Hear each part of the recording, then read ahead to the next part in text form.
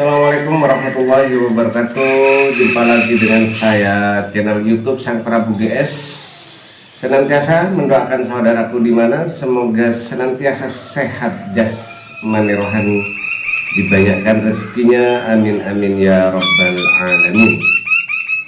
Atas permintaan lewat IG saya ada yang ngechat pribadi, "Bang, bagaimana obat batuk yang berdahak dan sering batuk atau bahkan menahun?" Alhamdulillah akan saya jawab semuanya dengan lewat media di dalam kitab pengobatan ini, yaitu hanya dengan media tetap dalam ciptaan Allah di alam semesta ini, yaitu bahannya adalah bunga cengkeh dan bunga lawang. Bunga cengkeh dan lawang itu ukurannya adalah cengkeh 1 sendok teh dan bunga lawangnya 3 saja. Taruh dalam gelas, tuangkan air panas.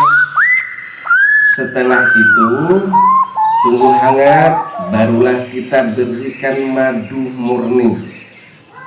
Dengan izin Allah semuanya jos, disembuhkan, diredahkan sesaknya, dahaknya keluar. Silahkan laksanakan, semuanya ini terbukti nyata. Sudah banyak pembuktian. Dengan izin Allah, semoga channel ini terus bermanfaat. Dukung terus. Dari saya, assalamualaikum warahmatullahi wabarakatuh. Salam sehat, salam mistis.